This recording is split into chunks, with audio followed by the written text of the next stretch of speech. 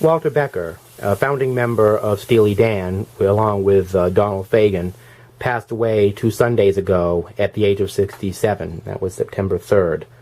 My boyfriend Scott was the one who told me about it. I was spending the weekend with him.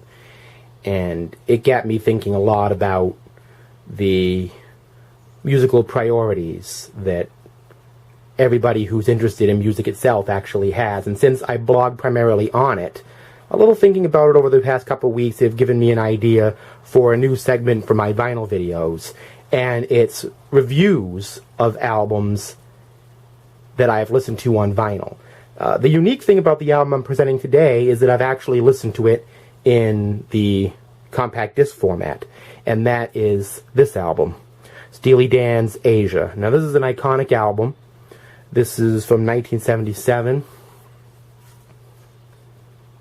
This is Steely Dan's 6th studio album.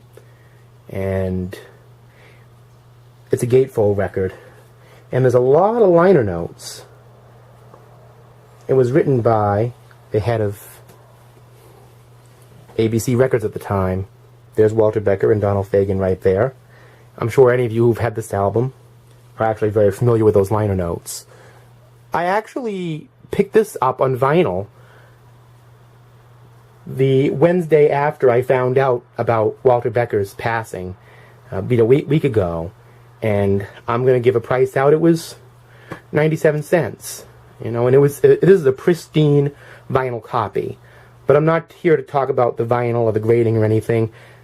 I'm going to review this album and what it means to me.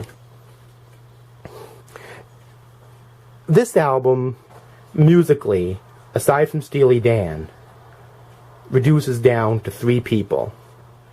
The electric pianist Victor Feldman, another pianist in the late Joe Sample of the Crusaders, and a man that my friend Henrique and I, a little shout out to him, share a great affinity for, the bassist Chuck Rainey.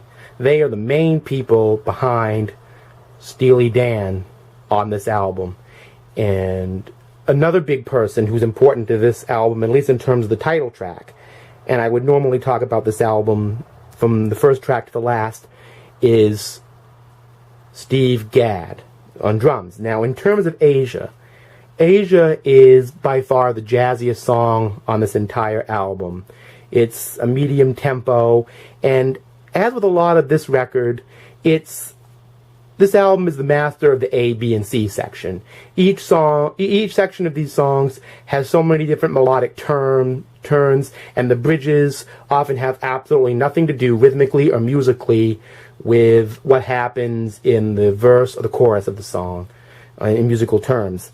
And at the bridge and the conclusion of Asia, Steve Gadd takes one of the most incredible drum solos in rock history, but possibly in jazz rock history. And what's interesting to me is that Walter Becker in his life disliked the idea of Steely Dan being thought of as a jazz rock band. And I gotta tell you, it's very clear that jazz is a huge part of their sound. There's no way to question that for me. Black Cow, which began the album, is based in the clavinet. And here's the inside of the album. This album has a lot of musical information, a lot of lyrics. Joe Sample plays the clarinet on that, and Larry Carlton, who was also a member of the Crusaders. And, you know, it's a very simple riff, but very precise, very funky. And Deacon Blue is one of the big hits from this album, and the drummer was Bernard Pretty Purdy, who played on a lot of wonderful sessions as well. And again, Victor Feldman's electric piano really sets a lot of that up for the album. And then, of course, there's Peg. And another thing that Peg does so well is that it brings in an amazing vocal from Michael McDonald, who at this point was already a member of the Doobie Brothers. And what it does is have Michael McDonald essentially do the background chords beneath what Donald Fagen is singing, and they commonly meet in unison. And it's amazing hearing the song on the radio and on CD over the years. It's amazing just to see what their thought process was on that particular song. The next song on the album is Home at Last. And Home at Last is one of their great bluesy shuffles. You know, they would commonly go back to that element of their sound over and over again. Again, a great showcase for Chuck Rainey. Timothy B. Schmidt of the Eagles sang back up on that. And another song I love on this album is I Got the News. I never realized until hearing this on vinyl how close the song I Got the News actually was to Peg in a lot of ways, except it's more musically open-ended. You know, it doesn't have a lot of the, you know, hooky melodic exchanges. It focuses more on straight-ahead playing. And on the B section of that, the rhythm gets a little more percussive, and I would never call it disco, but quite a bit more dance-friendly. And then it goes back into the, you know, rhythm and piano that defines the song. Now, Josie is a great example of funk rock. You know, it has a very rockish solo at the beginning, and then goes into a great rhythm guitar part. Again, Victor Feldman's electric piano defines this.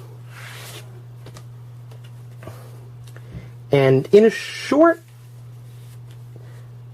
way, that's my review of the album.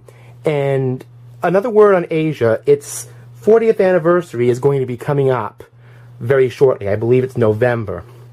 And what I'm going to be doing in the future, again at the recommendation of my friend Henrique, is integrating videos, especially my individual vinyl review videos, into different segments I'm going to be doing on my blog. And the name of my blog is Andre's Music Talk, all one word, over on WordPress. And I encourage any of you vinyl lovers or any of you lovers of the music that I espouse, especially jazz, funk, soul, to check out Andre's Music Talk, all one word, over at WordPress. That is a bit of plugging, but these are going to be integrated into it.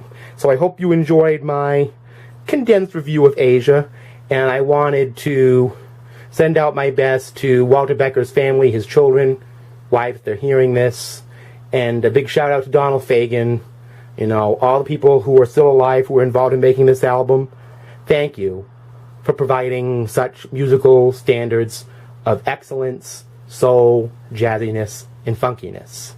Much appreciated to the late Walter Becker. See you next time.